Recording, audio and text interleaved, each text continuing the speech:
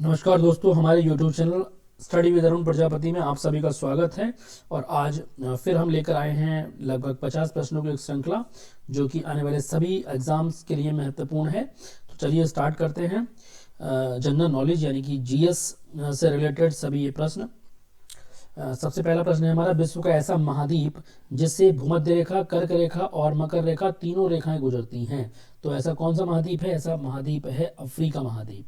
अगला प्रश्न देख लेते हैं, नियाग्रा जलप्रपात कहाँ पर है? तो नियाग्रा जलप्रपात है संयुक्त राज्य अमेरिका में। अगला प्रश्न है, विश्व में मांस की सबसे प्रसिद्ध मंडी कहाँ पर स्थित है? मांस की सबसे प्रसिद्ध मंडी स्थित है शिकागो के अंदर। अगला हमारा प्रश्न है, अटलांटिक महासागर को प्रशांत महासागर से जोड़ने वाली नहर का नाम बताइए। तो उस नहर का नाम है पनामा नहर। अटलांटिक महासागर को प्रशांत महासागर से जोड़ती है पनामा नहर। अगला प्रश्न है, कोल बांध परियोजना कहां पर स्थित है? कोल बांध परियोजना स्थित है हिमाचल प्रदेश में।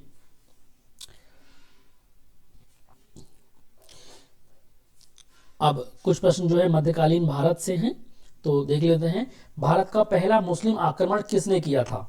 तो भारत पर जो पहला मुस्लिम आक्रमण किया था वो किया था मोहम्मद बिन कासिम ने। मोहम्मद बिन कासिम ने भारत पर पहली बार आक्रमण किया था, जो कि मुस्लिम आक्रमण था, और यह आक्रमण किया था 711 ईस्वी में। अगला प्रश्न देख लेते हैं, महमूद गजनबी का दरबारी इतिहासकार कौन था? तो महमूद गजनबी का दरबारी इतिहासकार था उत्तबी।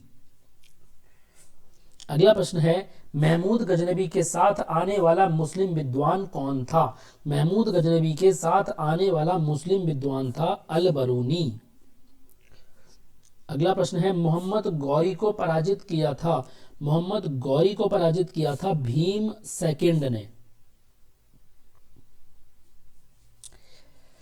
किसने भारत में प्रसिद्ध फारसी त्योहार नौरोज को आरंभ करवाया था? तो नौरोज को आरंभ करवाया था गयासुद्दीन बलबन ने। दिल्ली के किस सुल्तान ने रक्त और लौह की नीति अपनाई थी? तो रक्त और लौह की नीति अपनाई थी गयासुद्दीन बलबन ने। नौरोज भी उसी ने प्रारंभ करवाया और रक्त और लौह की नीति भी उसी ने अपनाई थी। दिल्ली के किस सुल्तान ने सिकंदर सानी की उपाधि धारण की थी? तो सिकंदर सानी की उपाधि धारण की थी अलाउद्दीन खिलजी ने। किस मुगल शासक ने या किस मुगल बादशाह ने सर्वप्रथम मूल्य नियंत्रण पद्धति को लागू किया था? तो मूल्य नियंत्रण पद्धति को लागू किया था अलाउद्दीन खिलजी ने। अलाउद्दीन खिलजी ने मूल्य नियंत्रण पद्धति को लागू किया था। मोहम्मद बिन तुगलक अपनी राजधानी दिल्ली से कहां ले गया? मोहम्मद बिन तुगलक अपनी राजधानी दिल्ली से दौलताबाद ले गया। इब्न बतूता भारत किस शासक के काल में आया था? इब्न बतूता भारत आया था मोहम्मद बिन तुगलक के शासन काल में। इब्न बतूता भारत कब आया था? मोहम्मद बिन तुगलक के शासन काल में। सर्वप्रथम लोक निर्माण विभाग की स्थापना किस शासक ने की थी? सर्वप्रथम लोक निर्माण विभाग की स्थापना की थी फिरोज शाह तुगलक ने। राज्य के खर्च पर हज की यात्रा करने वाला पहला भारतीय शासक कौन था? तो पहला भारतीय शासक था फिरोज शाह तुगलक, जिसने राज्य के खर्च पर हज की यात्रा की थी। आगरा नगर की स्थापना किसने की थी? आगरा नगर की स्थापना की थी सिकंदर लोदी ने।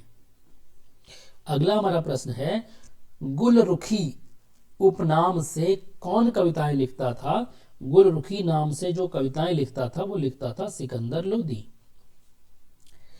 अमीर खुसरो ने किस भाषा के विकास में अहम भूमिका निभाई थी?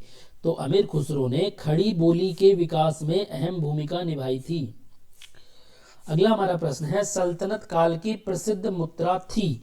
तो सल्तनत काल की जो पहली प्रथम प्रसिद्ध मुद्रा थी वो थी जीतल और टंका। सल्तनत काल में भू राजस्व का सर्वोच्च अधिकारी कौन था?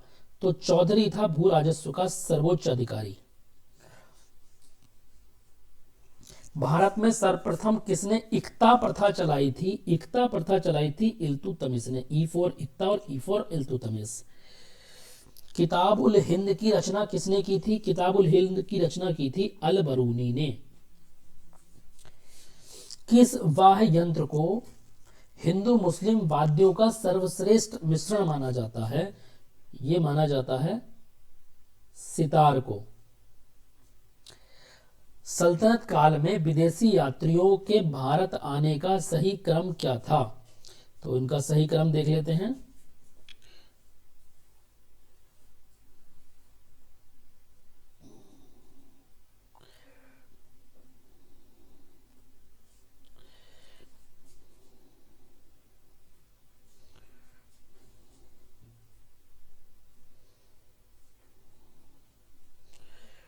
अभी आगे देखेंगे सही क्रम क्या था।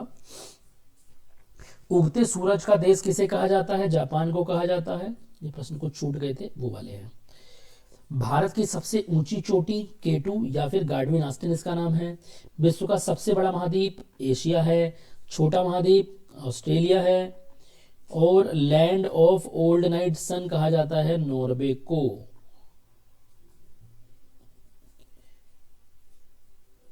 किस मुस्लिम शासक के सिक्कों पर देवी लक्ष्मी की आकृति होती थी?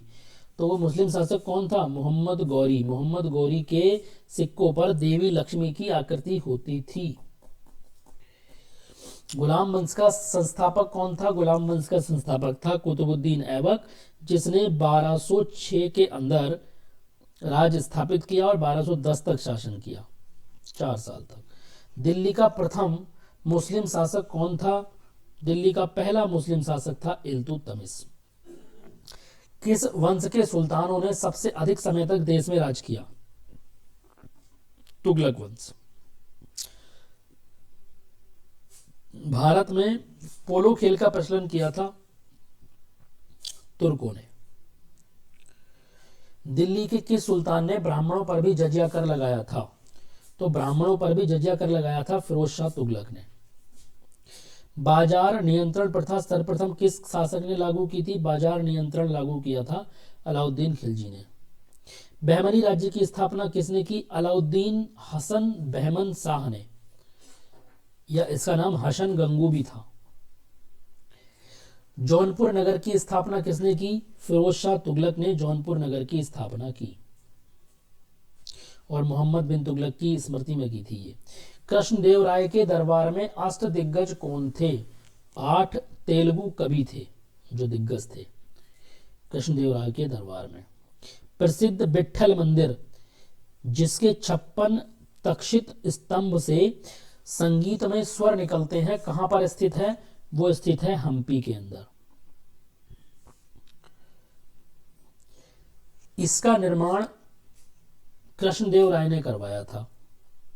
मीनाक्षी मंदिर कहां स्थित है? मीनाक्षी मंदिर स्थित है मदुरई में, मदुरई का मीनाक्षी मंदिर।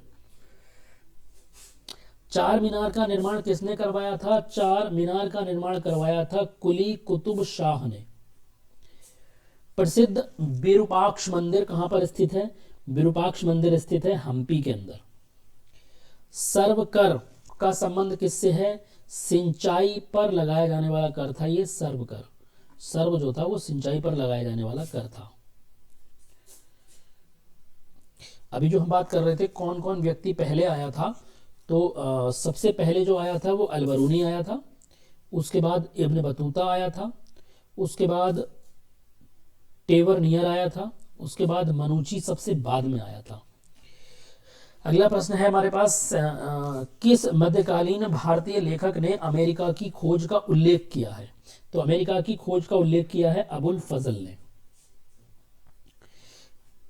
दीवाने खैरात और दीवाने बंदगान की स्थापना किसने की थी? दीवाने खैरात और दीवाने बंदगान की स्थापना की थी फिरोज शाह ने।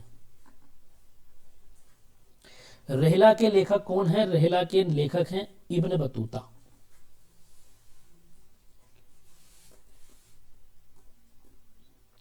किस शासक ने सर्वप्रथम नहरों का निर्माण करवाया था? तो सर्वप्रथम नहरों का निर्माण करवाया था फिरोज शाह तुगलक ने। मानसून की खोज किसने की थी? मिस्र के नाविक हिप्पालस ने। मिस्र का एक नाविक था हिप्पालस, उसने मानसून की खोज की थी। चोल काल में सूती वस्त्र उद्योग का प्रमुख स्थान कौन सा था? वो था उदयपुर, चोल काल में। पांडवों की राजधानी कहां पर थी? मदुरै में थी। चेर वंश का शासन किस क्षेत्र पर था? चेर वंश का जो शासन था वो केरल क्षेत्र पर था, चेर का शासन। चेर वंश का प्रसिद्ध शासक कौन था? चेर वंश का प्रसिद्ध शासक था सेंगुट्टवन। किस शासक को लाल चेर कहा जाता था? सेंगुट्टवन को ही लाल चेर कहा जाता था।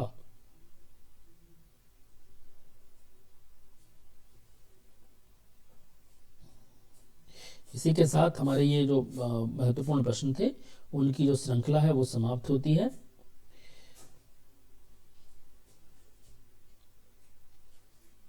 बहुत बहुत धन्यवाद वीडियो देखने के लिए। अगर आपको लगता है कि ये वीडियो आपको के लिए लाभकारी है तो आप चैनल को कर लीजिए सब्सक्राइब, ताकि समय पर नोटिफिकेशन आपको मिलते रहे।